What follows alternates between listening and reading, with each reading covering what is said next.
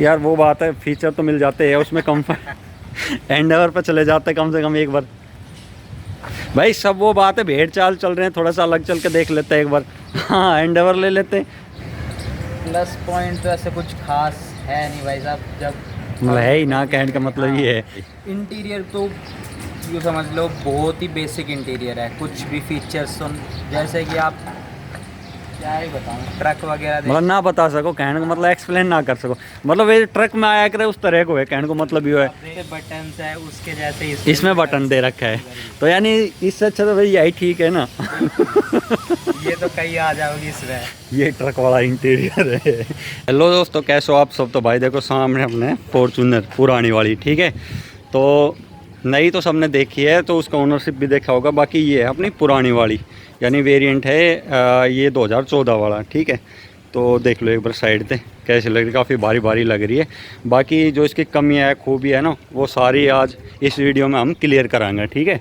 कि भाई इसके अंदर क्या क्या खूबियाँ, क्या क्या कमी है।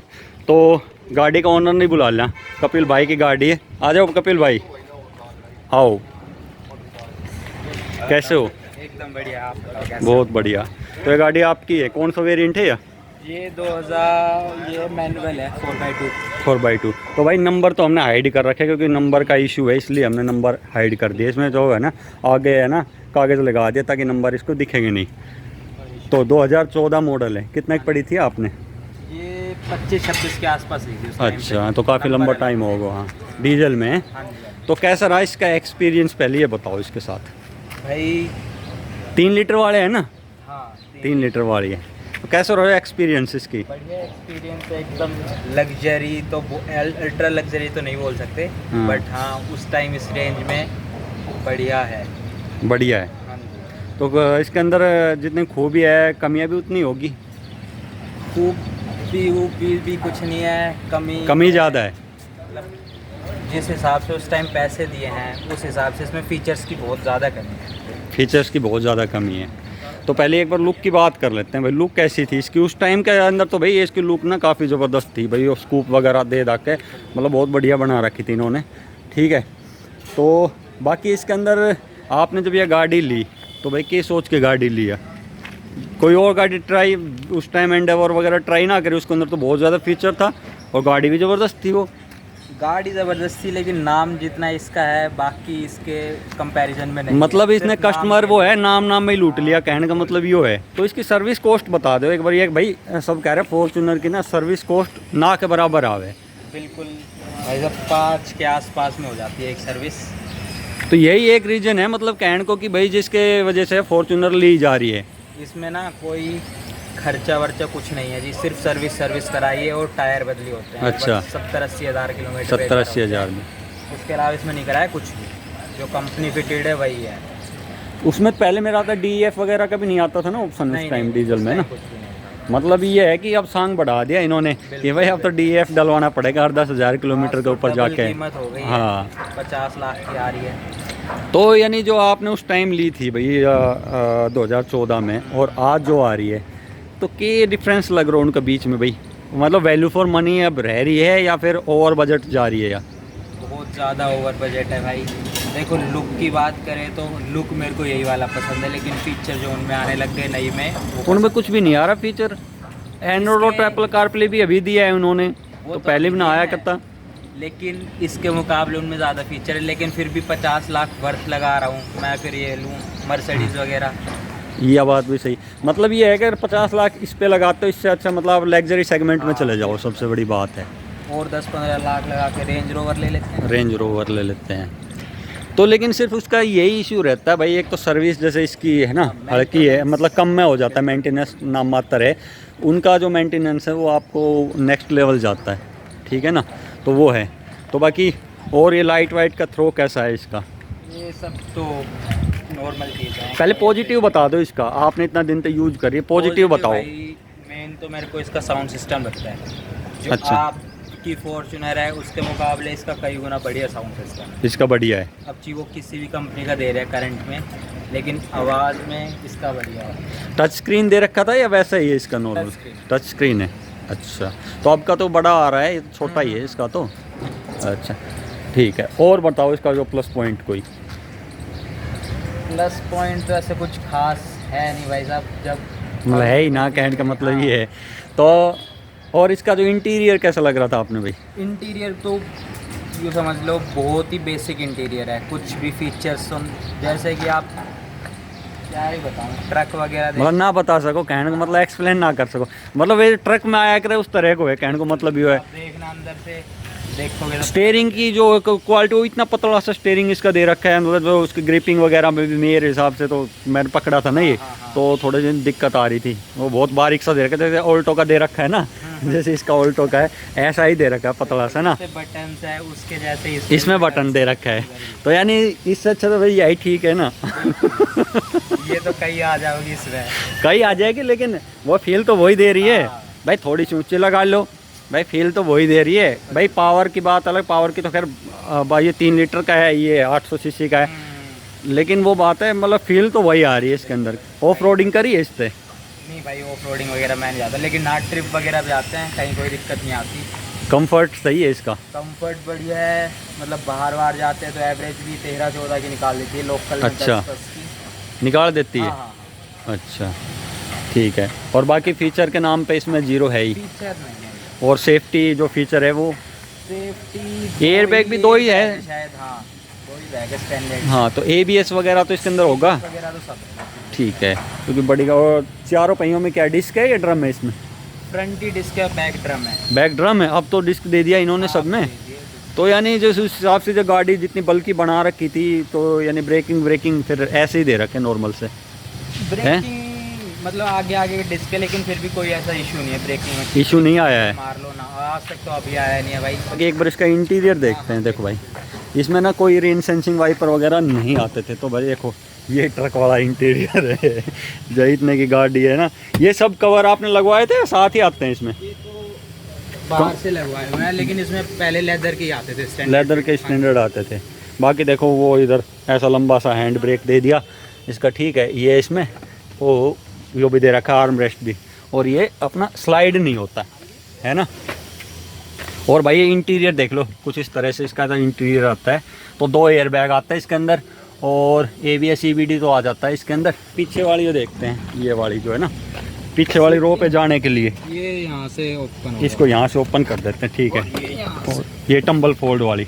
तो पीछे वाली जो सीट है उस पर आप बैठने को बताओ भाई, बड़ा आराम से बैठ सके, दिक्कत आओ बड़ा? नहीं, बड़े नहीं बैठ पाएंगे भाई, बहुत कंफर्टेबली, लेकिन हाँ बच्चे 15-1 साल तक के कैसे बैठ जाए, कैसे बैठते? क्योंकि नई वाली आ रही है, उसमें तो देखो स्पेस पीछे काफी दे दिया, क्योंकि इसमें फिर ये आगे पीछे हो जाती है सीट्स ना, अच्छा। इसकी वजह से बच्चे तो आराम से बैठ पाते हैं, तो बड़े के लिए नहीं। बड़े के लिए नहीं है पीछे वाली, मतलब मेन तो ये है कि भाई बच्चे ही होते थे जो पीछे वाली सीट पे। एक बार इसकी चाबी दिखाओगे कैसी है?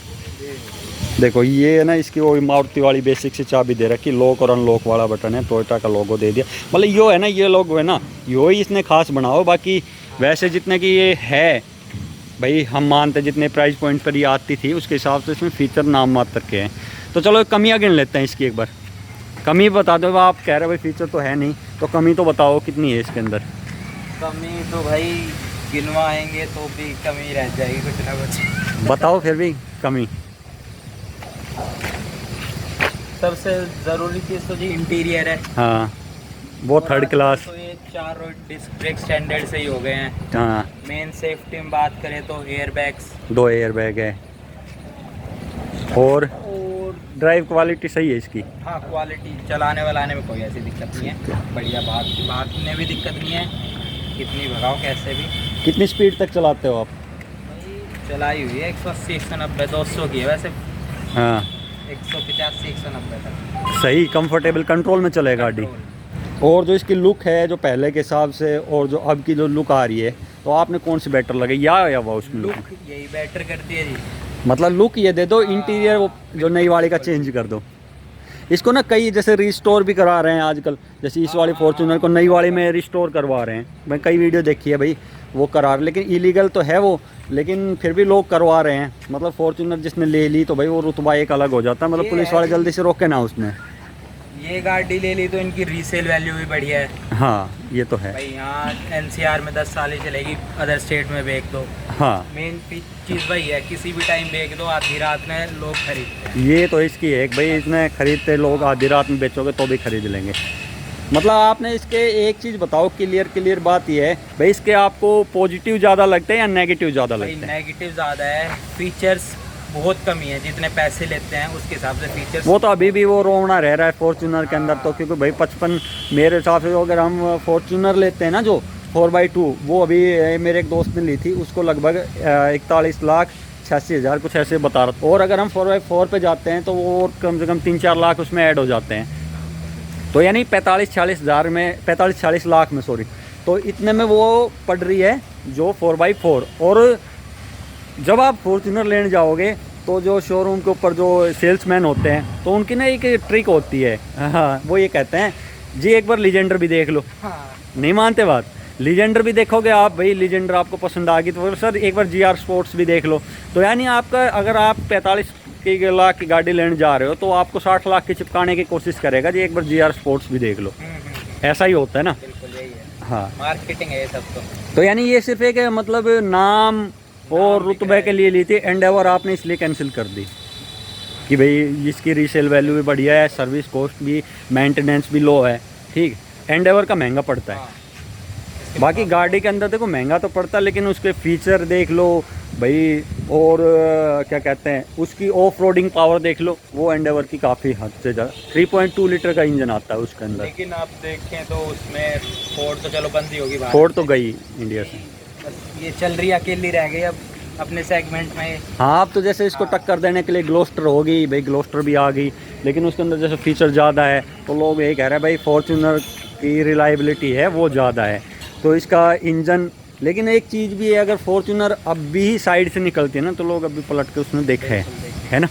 और बाकी ग्लोस्टर का थोड़ा सा ना फेथ कम है लोगों का ग्लोस्टर पे, क्योंकि ये वो MG की कार है और फीचर बहुत ज़्यादा है, वो दिक्कत उसमें आ जाती है मतलब बार बार। अब रेट वेट तो इनके कितने बढ़ा दो, नाम बिक रहा है इसका जी। हाँ। 70 की हो जाएगी, 70 के भी लेंगे। 70 के, यही तो है ना जो फॉर्च्यूनर ओनर्स होते हैं ना उनका यही है भाई, चाहिए रेट बढ़ा दो लेकिन लोग लेंगे फॉर्च्यूनर ही लेंगे, ठीक है ना। मतलब 2 लाख का बजट कम है तो भी वो एडजस्ट कर लेते हैं फॉर्च्यूनर के लिए, क्योंकि बाद में फिर है ना फ़ायदा देती है भाई, उसकी जो सर्विस कॉस्ट है, मेंटेनेंस, वो ना के बराबर है, तो उसमें इसको वो मिलता है। तो आपका रीज़न सिर्फ यही था, कहने का मतलब ये है मेरा, बाकी और कोई रीज़न नहीं था यार। वो बात है, फीचर तो मिल जाते हैं उसमें, कंफर्ट एंडेवर पर चले जाते कम से कम एक बार भाई। सब वो बात है, भेड़ चाल चल रहे हैं, थोड़ा सा अलग चल के देख लेते हैं एक बार। हाँ एंडेवर ले लेते हैं, तो उसमें ट्राई तो करके चलाई होगी, कहीं नहीं चलाई हुई है ऐसे कोई। तो जो ड्राइव क्वालिटी है वो ड्राइव इसकी अच्छी है या एंडेवर की? ड्राइव क्वालिटी भाई मेरे हिसाब से तो इसी की बेटर है, इसकी ज़्यादा बेटर है। चलो बाकी नेगेटिव आपने गिनवा ही दिया भाई, फीचर के नाम पे 0, इंटीरियर 3rd क्लास, ठीक है, सिर्फ एक नाम है। अब भी ये पुरानी दबा के बिक रही है, अब ये जो रीसेल वाले हैं वो बेच रहे हैं और लोग खरीद रहे हैं इस वाले वेरिएंट को, जो आपका ये मॉडल है ना, ये शायद हो सके लुक की वजह से खरीद रहे हो।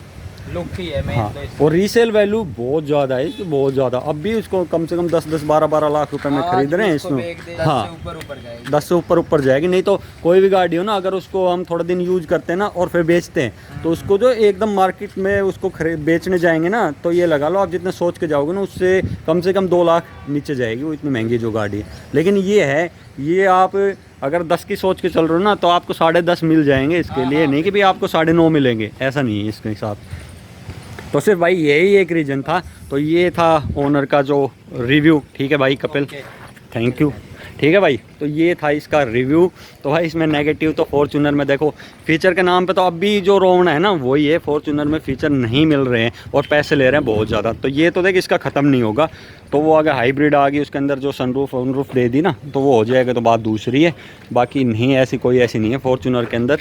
तो ठीक है भाई, वीडियो अच्छा लगे इस वीडियो को लाइक करना, शेयर करना, चैनल को सब्सक्राइब कर लेना। वीडियो को ये एंड करते हैं, मिलेंगे एक और नए वीडियो में एक और नई कार के साथ, तब तक के लिए बाय।